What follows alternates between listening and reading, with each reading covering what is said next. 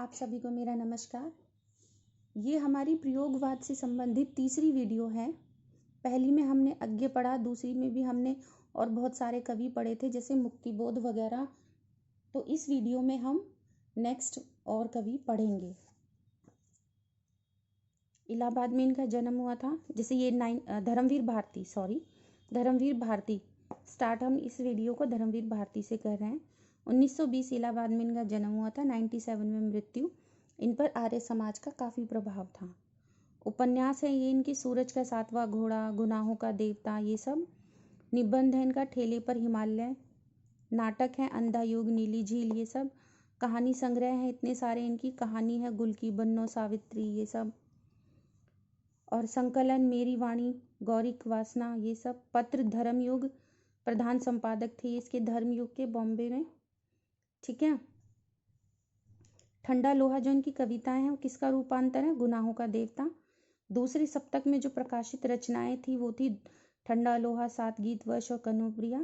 विदेशी कविताओं का अनुवाद इन्होंने देशांतर नाम से किया।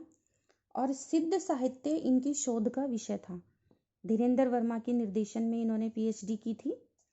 ठीक है। इनके शोध का विषय था सिद्ध साहित्य। जो सूरज का सातवां घोड़ा है वो इलाहाबाद के एक मोहल्ले का इन्होंने निम्न मध्यवर्गीय लोगों का चित्रण किया है।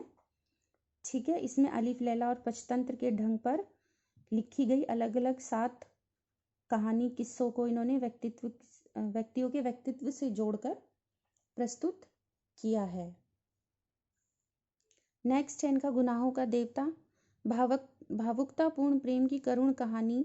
चंद्र और सुधा का प्रेम काल्पनिक किशोर भावुकता की उपज है। इसमें संबंध आज के जटिल सामाजिक यथार्थ से जुड़ नहीं पाता है। ठेले पर हिमालय एक यात्रा विवरण है। डायरी, पत्र, शब्द, चित्र, संस्मरण, ये आदि अनेक विधाओं में लिखी हुई रचनाएं इसमें संकलित हैं। कनुप्रिया, राधा कृष्ण के प्रेम को आधुनिक रूप दिया है इन्होंने। ठीक है।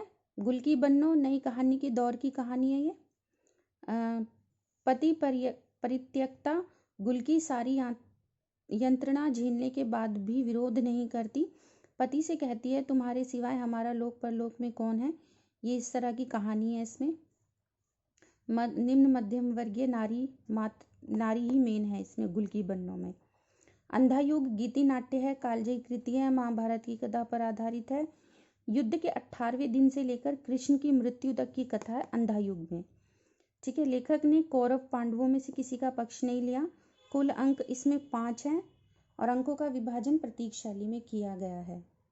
जो 5 अंक है वो हैं जैसे कौरव नगरी, पशु का उदय, अश्वत्थामा का अर्ध सत्य, पंख, पहिए और पट्टियां, गांधारी का श्राप, इस तरह से।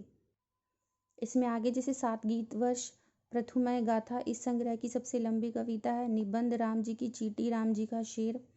सूरज का सातवां घोड़ा, ये उसके पात्र हैं। गुनाहों का देवता, ये उसमें ये सारे पात्र हैं। ठंडा लोहा किसका प्रतीक है? दुख और निराशा का। सपना अभी पर इन्हें व्यास सम्मान मिला। धर्मवीर भारती को फूलों का शौक था। फूलों से संबंधित बिंब भी इन्होंने काव्य में प्रयोग किया है। 99 में उदय प्रकाश के निर्देशन में साहित्य अकादमी दिल्ली द्वारा इन पर एक चलचित्र भी बना था।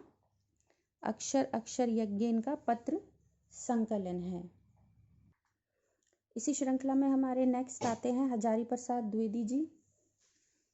जन्म 1907 में हुआ था। दुबे का छपरा नामक गांव में। इनका जो वास्तविक नाम था वो बैजनाथ दुबे व्योमकेश शास्त्री था। उपन्यास है इनके ये सब। पुनर्नवा, बाण भट्ट की आत्मकथा, ये सब। आलोचना बहुत सारी लिखी थी इन्होंने। सूर साहित्य, कबीर, कालिदास की लालित्य योजना, ये सब। निबंध संग्रह हैं ये इनके। ललित निबंधकार 3 थे, हजारी प्रसाद द्विवेदी, विश्वनाथ प्रसाद मिश्र, कुबेरनाथ राय। इन्होंने व्यास और समास दोनों शैलियों को अपनाया था। हजारी प्रसाद द्विवेदी ने, यदि आपको हिंदी साहित्य का अध्ययन करना है तो उसके पड़ोसी साहित्यों जैसे कि बंगला, उड़िया, मराठी, इन सबको जाने बिना आप घाटे में रहेंगे, ये इनकी स्टेटमेंट थी। ये भी मनुष्य ही साहित्य का लक्ष्य है। हर चीज अशुद्ध है, यदि कुछ शुद्ध है तो मानव की जिजीविषा। आलोक पर्व पर इन्हें साहित्य अकादमी मिला था 73 में। और कबीर पर इन्हें मंगला पारितोषिक मिला था।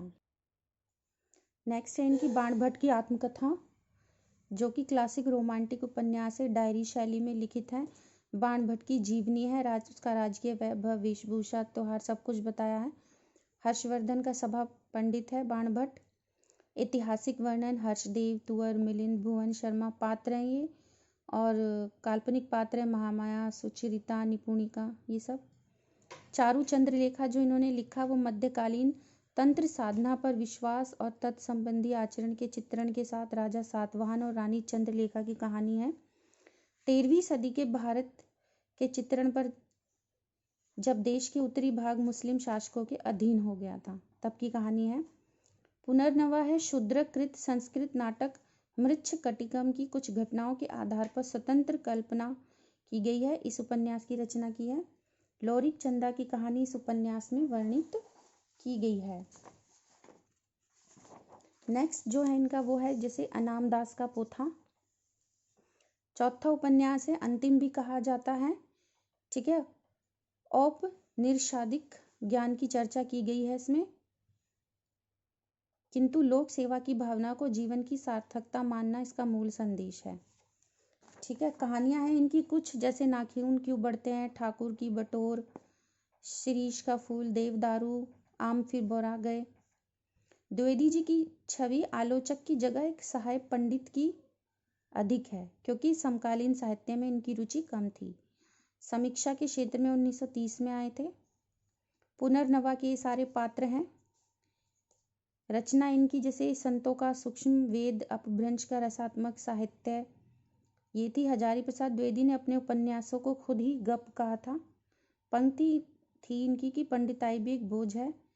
भारतीय चिंता का स्वाभाविक विकास किस ग्रंथ का एक भाग है, हिंदी साहित्य की भूमिका, ये इन्होंने कहा था। इसी में श्रृंखला में हमारे जो नेक्स्ट कवि आते हैं, मोस्ट इम्पॉर्टेंट है सर्वेश्वर दयाल सक्सेना। ये सब इनके उपन्यास हैं। बालक नाटक हैं, भों भों खो खो, अब गरीबी हटाओ, सोया हुआ, जब सिनेरियो टेक्निक में लिखा गया है, प्रतीकात्मक उपन्यास। पागल कुत्तों का मसीहा लघु उपन्यास है इनका। पागल कुत्ते संदर्भहीन एवं रूढ़ जीवन मूल्यों के प्रतीक हैं, ये सब इन्होंने बताया। खूंटियों पर टंगे लोग, इस पर इन्हें साहित्य अकेडमी मिला था। बकरी जो इन्होंने लिखा, सभी भारतीय भाषाओं में अधिक इसका अनुवादन हुआ है। आलोचकों ने जनवादी नाट्य परंपरा में स्थान दिया। व्यंग्य नाटक है, नौटंकी शैली में लिखा गया बकरी।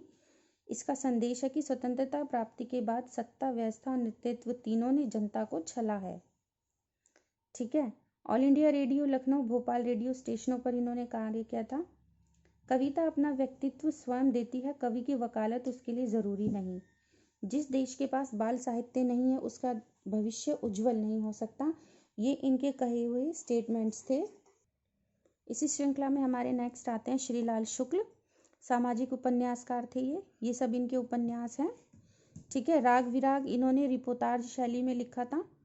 मनुष्य समस्या, शिव पालगंज के कॉलेज की कहानी है। छोटे नेताओं के घृणित हथकंडों के साथ मध्य निम्न वर्गीय जीवन की विषमताओं का इन्होंने चित्रण किया है। 15 भारतीय भाषा और अंग्रेजी में इसका अनुवाद हुआ था राग विराग। स्वतंत्रता के बाद ग्रामीण जीवन की मृत्युहीनता इन्होंने दिखाई है, मूल्यहीनता सॉरी।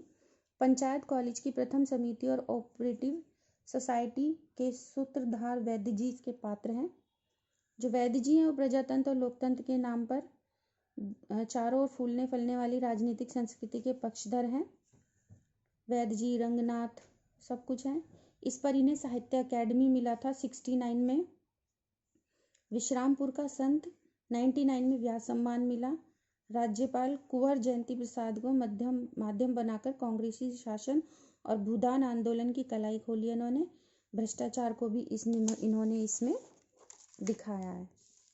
इसमें है हमारे केदारनाथ सिंह जी अगले। उत्तर कबीर ने व्यास सम्मान मिला था। इनके ये सारे कविता संग्रह हैं। सुई और धागे के बीच में जो कविता है इनकी, वो माँ का त्याग और परिवार के लिए दिखाया है। नेमीचंद जैन कविता संग्रह इनका एकांत, अचानक, हम फिर, पत्रिका नटरंग थी। विजय देव नारायण शाही इनका कविता संग्रह था मछली घर, साखी। हाल ही में किया गया इनका एक संग्रह है संवाद तुमसे। ठीक है, ये भी 4-5 साल पुराना है। संवाद तुमसे। तो ये था हमारा प्रयोगवाद और प्रयोगवाद के मोस्ट इम्पॉर्टेंट कवि। मैंने आपको 3 वीडियो में काफ़ी सारे कवि कराए हैं। तो आप अपने एग्ज़ाम की तैयारी कीजिए, तब तक मेरी वीडियो को लाइक कीजिए, शेयर कीजिए और मेरे चैनल को सब्सक्राइब कीजिए। तब तक के लिए धन्यवाद। फिर मिलते हैं किसी नेक्स्ट वीडियो में नेक्स्ट टॉपिक के साथ।